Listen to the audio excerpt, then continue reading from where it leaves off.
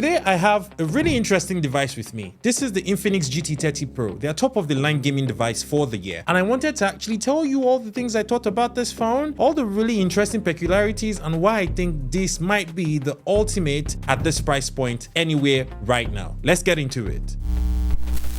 So first things first, I want to talk about something I don't often talk about, the unboxing experience with this phone. It was one of the most elegant that I've experienced in a while. Came in a bigger box with two smaller boxes in it that look like separate phone boxes, but the second phone basically carried the mag accessories. That is the case that actually also comes with this mag charge cooler. It's like a gaming fan that attaches to the back of this particular case and allows you to be able to mount it onto the device so that it can stay cool while you're playing. Now, of course, the device stays fairly cool with the bypass charging that it already supports, but this also adds a little extra if you want to game all day. This is one of the only phones that I've seen on the market that actually supports 144Hz refresh rate on the screen, which I find rather interesting, especially for somebody who likes to game first-person shooter games that require a lot of concentration and FPS shooting.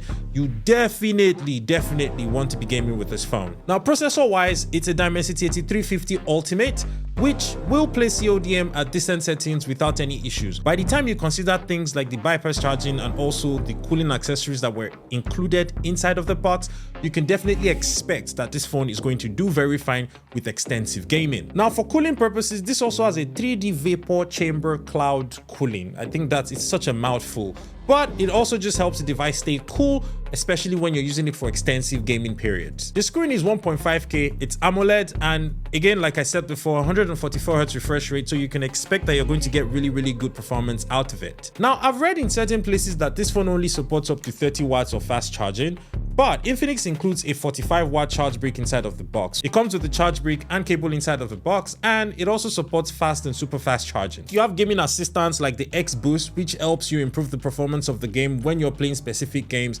And usually once you launch the game, it just pops up and then you activate it and then you're good to go. Now, of course, while you're gaming, you want to be able to actually hear your enemies, especially their footsteps in games like CODM. It's really helpful that this has JBL dual speakers that actually sound really good and can offer you some sort of sound experience that's actually really better than most other phones would be giving you at this price point. Now, I should point out, if you're gaming, you probably want to be using headphones so that you can hear properly, because the speakers on these things are kind of far away from your hair. Especially, I don't expect that you're putting the phone directly in your face like this. That might be a little awkward. So you should definitely use this in headphones. But without headphones, you can actually still game with this and enjoy the experience. Some other interesting features that the phone comes with is the in-display fingerprint sensor, and it also has an IR blaster on the back, so I can use this to control most of the other electronics that I have in the studio, like my ACs, my TVs. It's gonna turn it on, change the channel, do all that stuff without any stress. Another really interesting thing about this phone is that the phone actually has shoulder buttons on the side. They are not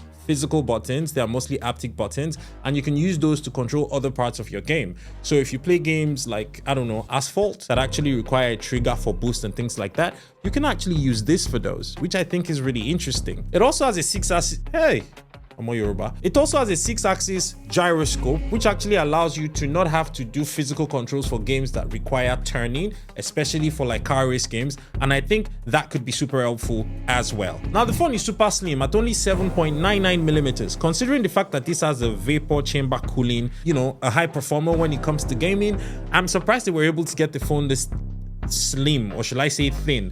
Most gaming phones that can really perform well and hold their own without overheating tend to actually take up a lot of space and be a lot bulkier. Now, another really interesting thing that I found about this phone is when I was turning it on and when I'm playing some specific games, the RGBs on the back of the phone actually light up. So this is actually basically plastic glass, and it lights up in really interesting ways, and it makes the phone look really cool. So if you're somebody who is like big on aesthetics and appearances, you can definitely get this phone to, turn a few heads and get a few people asking questions if you use it outside quite a bit. Now, the phone is IP64 protected when it comes to dust and water, so you can actually survive a lot of splashes and a few drops as well. Even dust, not a real problem, right? And you also get things like the Flux assistant, which you can activate with this extra button that's on the side here, By just holding it down, Folax pops up. You can ask it any questions AI related.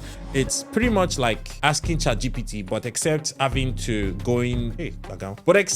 to actually go to the ChatGPT website to type a question in. You can just hold down the button and speak to Folax, and then it's going to give you a response pretty much immediately. The main camera sensor is a 108 megapixel camera sensor, which is also AI supported. So it has an AI cam that you can actually use to take photos. It processes the photos, makes them look better, and your photos look super clean, super sharp. But I want to look at the entire selling point or the upsell for this phone. The fact that the design is so futuristic and it's not something that you get for phones at this price point, all the RGB light work and all of that, the refresh rate of 120 to 144 hertz depending on what you're doing with the phone, the camera sensor that's 108 megapixels, the fact that the screen is so gorgeous and has such a high refresh rate, and the performance of the phone with the Dimensity 8350 Ultimate is actually not something that you would expect all to be packed into a phone at this price point. I also really love the UI that Infinix has on this, right? It looks really good with the XOS for GT. This is like specifically made for the GT series. That's the GT Pro series. You can argue that it's probably XOS 15.1, but that's between you and your pockets. That's not why we're here.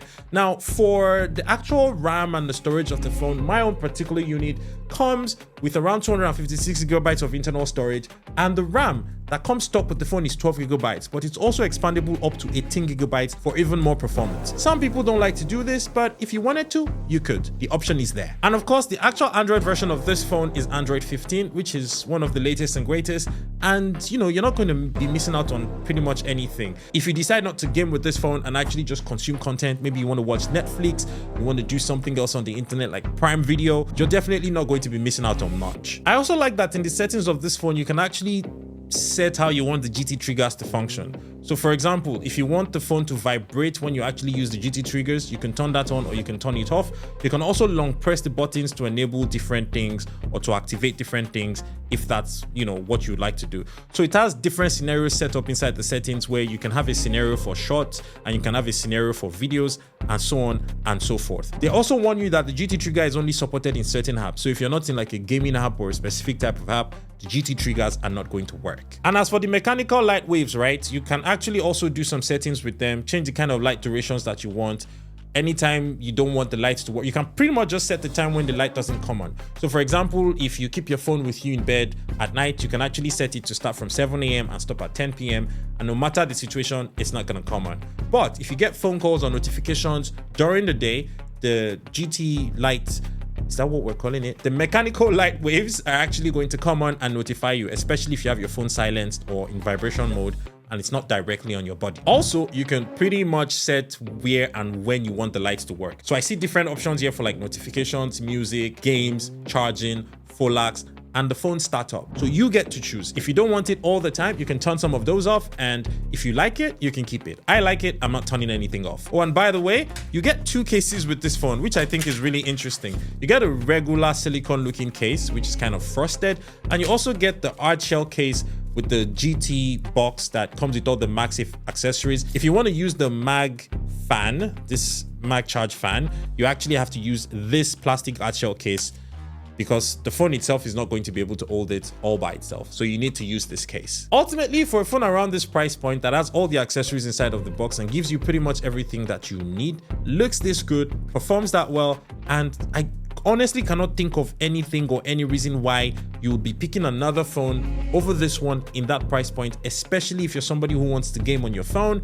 I think this is a definite major go. I would rate this a very solid 9.2 over 10, only because giving 10 over 10 is for God, right? I don't have the power to do that. But I think this is a solid 9 at the very least, and it's a phone you should definitely consider if you're a young person who wants to buy their first gaming device, who is interested in playing CODM, PUBG, and so on and so forth. Well, that was my quick overview of the Infinix GT30 Pro. If you have any questions about this phone, please leave it in the comment section and let me know what you think. I'll see you on another video that was shot by Kagan. You're welcome.